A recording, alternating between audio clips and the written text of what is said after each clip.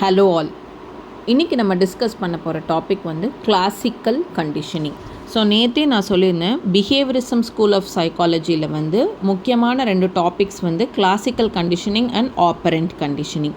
So classical கண்டிஷனிங்னா என்ன அப்படின்னு சொன்னால், இது ஒரு லேர்னிங், ஒரு அனிமலாக இருக்கட்டும் இல்லை ஒரு பர்சனாக இருக்கட்டும், 2 திங்ஸை ஒன்றா அசோசியேட் பண்ணி லேர்ன் பண்ணிக்கிற ஒரு விஷயம்தான் கிளாசிக்கல் கண்டிஷனிங். ஜென்ரலாகவே கண்டிஷனிங்னா என்ன, பழக்கப்படுத்துறது அந்த மாதிரி தான் அர்த்தம். ஓகேவா? ஸோ இந்த கான்செப்ட் டெவலப் பண்ணது யாருன்னா இவான் பாவ்லோவ். இவர் இதை எது மூலமாக கண்டுபிடிக்கிறாரு, எக்ஸ்பெரிமெண்ட் பண்ணுறாரு அப்படின்னு சொன்னால் டாக்ஸ் மூலமாக. ஜென்ரலாக ஸோ இந்த எக்ஸ்பெரிமெண்ட்டை அவங்க எப்படி பண்ணி அதை வந்து கொண்டு வந்தாங்க அப்படிங்கிறத எக்ஸ்பிளைன் பண்ணுறதுக்கு முன்னாடி இது எப்படி ஒர்க் ஆகுது அப்படின்னு வந்து நான் உங்களுக்கு சொல்கிறேன். ஸோ ஒரு நியூட்ரல் திங் இருக்கும், அதாவது இந்த ரியாக்ஷன்ஸுக்கு ஃபஸ்ட்டு எடுத்த உடனே சம்மந்தம் இல்லாத ஒரு திங், அது சவுண்டாக இருக்கலாம், இல்லை ஸ்மெல்லாக இருக்கலாம், இல்லை ஆப்ஜெக்டாக இருக்கலாம், இல்லை எக்ஸ்டர்னலாக ஏதாச்சும் ஒரு ஃபேக்டராக இருக்கலாம், அதுதான் நியூட்ரல் திங். ஆனால் நம்ம கண்டிஷன் ஆனதுக்கப்புறம் நேச்சுரலாக அக்கர் ஆகிற அந்த திங்ஸோடு சேர்ந்து இந்த நியூட்ரல் திங்கும் ஒர்க் ஆகுது அப்படின்னு சொன்னால் இதுதான் கண்டிஷனிங். ஸோ இந்த நியூட்ரல் திங்குக்கும் நம்ம அதே ரெஸ்பான்ஸ் கொடுக்க ஆரம்பிப்போம். ஸோ அப்போ தான் கண்டிஷனிங் ஆரம்பிக்குதுன்னு அர்த்தம். இதை இன்னுமே நான் வந்து கொஞ்சம் டீட்டெயிலாக எக்ஸ்பிளைன் பண்ணுறப்போ, இந்த கண்டிஷனிங்கில் 4 காம்பனன்ட்ஸ் இருக்குது. அது என்னது அப்படின்னு சொன்னால், unconditioned stimulus, unconditioned response, conditioned stimulus, conditioned response, இந்த 4 இருக்குது. ஸோ அன்கண்டிஷன்டு ஸ்டிமுலஸ்னால் என்ன, நம்ம வந்து படுத்தாமலேயே அந்த ஸ்டிமுலஸ் கொடுக்குறப்போ அதுக்காக ஒரு ரெஸ்பான்ஸ் வரும்.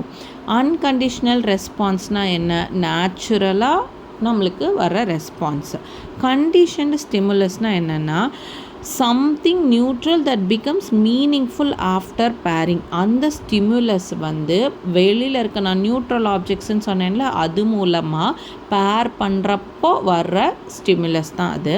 அதுக்கு நம்ம லேர்ன் பண்ணி வரக்கூடிய ஒரு ரெஸ்பான்ஸ் தான் கண்டிஷன்ட் ரெஸ்பான்ஸ்.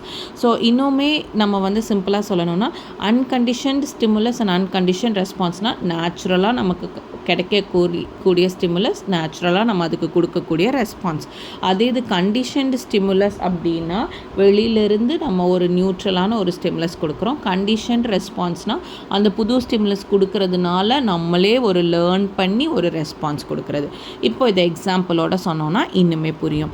ஸோ ஒரு டாக் வச்சு எக்ஸ்பெரிமெண்ட் பண்ணுறாங்க இவான் பாவ்லோவ். என்ன பண்ணுறாங்க, அன்கண்டிஷன் ஸ்டிமுலஸ் தான் இங்கே ஃபுட்டு, அன்கண்டிஷனல் ரெஸ்பான்ஸ் தான் இங்கே சலைவேஷன். அப்படின்னா என்ன, நேச்சுரலாக நம்ம பை பர்த்தே நமக்கு வந்து ஃபுட்டை பார்த்த உடனே நம்மளுக்கு வந்து ஒரு நாக்கில் வந்து ஒரு சலைவேட் பண்ணுவோம்ல, அந்த மாதிரி தான் அந்த டாகும் நேச்சுரலாக ஃபுட்டு காட்டுறாங்க, அதுதான் அன்கண்டிஷன் ஸ்டிமுலஸ்.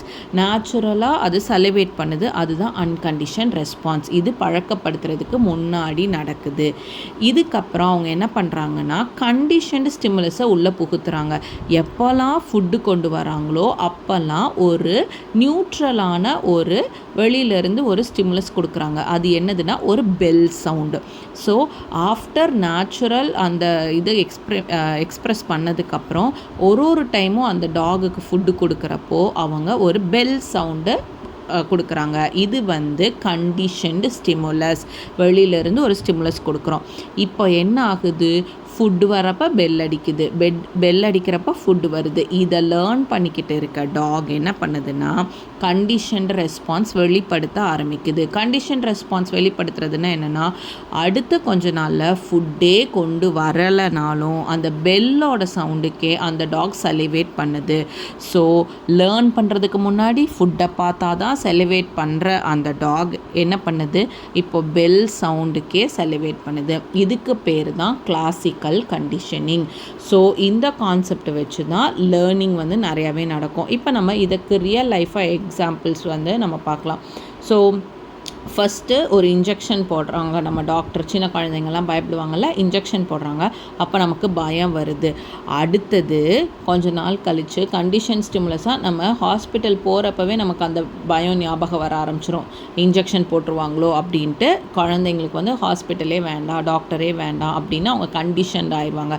அது லேர்ன் பண்ணிடுறாங்க. ஏன்னா இங்கே போனாலே நமக்கு ஊசி போடுவாங்கன்ட்டு. அப்போ ஊசியே கொண்டு வந்திருக்க மாட்டோம். ஸோ இது வந்து கிளாசிக்கல் கண்டிஷனிங்கோட ஒரு எக்ஸாம்பிள்.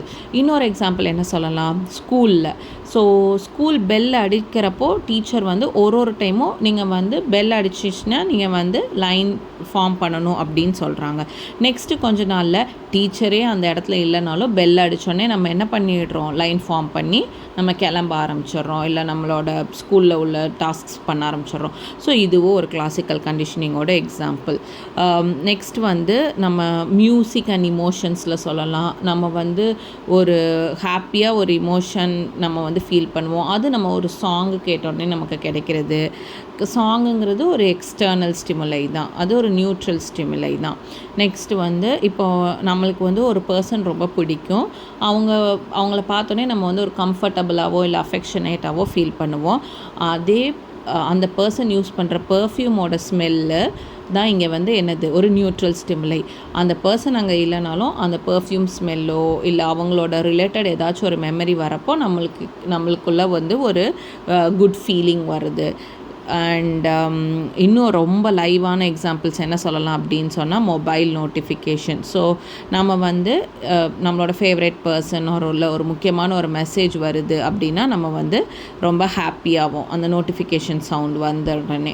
இது பழகி அந்த பர்சன் மெசேஜ் அனுப்பலைனாலும் பரவாயில்ல, ஜஸ்ட் ஒரு நோட்டிஃபிகேஷன் சவுண்டுக்கே நம்மளுக்கு ஒரு எக்ஸைட்மெண்ட் வரும்ல, இது வந்து அவங்கக்கிட்ட இருந்து தான் வந்த மெசேஜா அப்படின்னு சொல்லிட்டு.